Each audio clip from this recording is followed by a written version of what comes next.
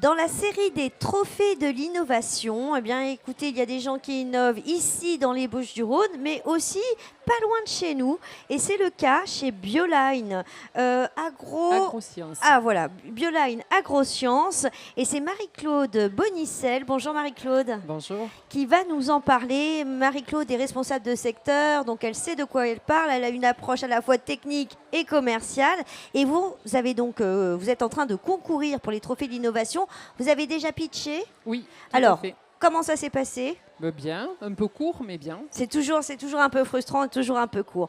Alors, qu'est-ce que vous avez mis au point chez Bioline? Alors, Bioline est spécialisée dans la production d'auxiliaires. L'auxiliaire, c'est l'ennemi naturel qu'on utilise pour lutter contre les ravageurs dans les cultures. Nous développons des solutions naturelles qui permettent, qui favorisent et qui facilitent la transition pour une agriculture durable. En gardant à l'esprit que les producteurs ont des enjeux notamment de main-d'œuvre, de réduction des main-d'œuvre, des difficultés pour trouver et la plupart du temps la main-d'œuvre est peu qualifiée maintenant. Donc on essaie de développer des solutions qui soient à la fois efficaces et qui facilitent un peu le quotidien en fait. Exactement, qui facilitent et qui fiabilisent les résultats. Donc là, vous avez travaillé sur la chrysope, qui est, je dirais, assez connue aujourd'hui pour lutter contre les ravageurs. Mais là où vous avez innové, c'est finalement dans la manière dont on va pouvoir appliquer les larves de chrysope. C'est bien ça? Tout à fait. La chrysope, c'est un vieil insecte, on va dire, qui est réputé et redoutable prédateur essentiellement de pucerons et de cochenilles farineuses.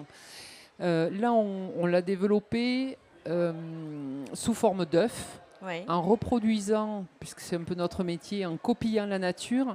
Donc l'œuf est disposé sur un fil de jute, sur une bande cartonnée, et la chrysope, l'adulte, a pondu ses œufs sur le pédicelle, comme elle fait habituellement, et on va se permettre de dérouler ce fil sur les cultures de façon à disposer régulièrement un nombre d'œufs dans la culture. Et si les plantes ne se touchent pas, la chrysope va utiliser ce fil pour se véhiculer et descendre sur le végétal. D'accord. Alors là où autrefois, avant que vous ayez cette idée géniale, en fait, on dispersait les larves. C'est ça. C'est ça, c'était sous... Alors, ça existe toujours parce qu'on va toujours en avoir besoin pour gérer localement une pression qui peut oui, qui quand peut on augmenter. a des foyers qui sur sont foyer, identifiés. tout à fait. Mais c'était dans des sacs avec des nombres d'individus de 500 à 10 000, avec un substrat de type coque de sarrasin, Oui. ce qui rendait difficile le dosage par mètre carré. Et par ailleurs, on pouvait avoir sur certaines cultures, comme la fraise, des chutes de coques de sarrasin entraînant des larves de chrysope. Ah oui, donc ce dispositif permet aussi d'éviter les pertes. Donc c'est un dispositif anti-gaspi. C'est ça. C'est ça. Et la chrysope étant utilisée essentiellement en curatif, ça nous permet techniquement de mettre en place une stratégie plus préventive. Et avec les auxiliaires, quand on travaille la stratégie préventivement, on arrive à de meilleurs résultats pour des coûts moins élevés. Et oui, alors ça fonctionne pour le maraîchage. Pour le maraîchage, l'horticulture ornementale, j'ai quelques clients qui ont essayé aussi sur de l'arboriculture, puisque il y a quand même des enjeux de lutte contre les pucerons, notamment sur cerisier.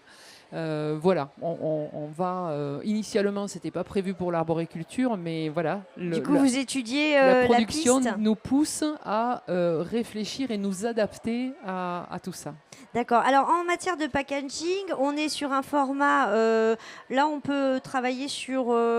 Alors, le conditionnement le plus grand, on est sur 10 bandes de 100 mètres linéaires, ce qui nous donne 1000 mètres linéaires. En gros, pour donner schématiquement une idée, c'est entre 6500 mètres carrés et 1 hectare de culture. Ouais. Ça dépend des cultures et de la densité.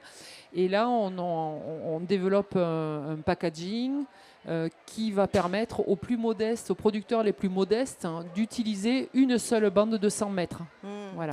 Alors, je parle aussi aux particuliers parce qu'on est ici sur un salon qui est destiné aussi à accueillir tous ceux et toutes celles qui pourraient faire leur potager. Ça existe aussi pour le particulier. Tout à fait, puisque Bioline Agrosciences, qui est située à Livron, donc dans la Drôme, a aussi une partie de son activité qui est dédiée aux particuliers avec des conditionnements, des packaging, des conditionnements, des quantités qui sont adaptées.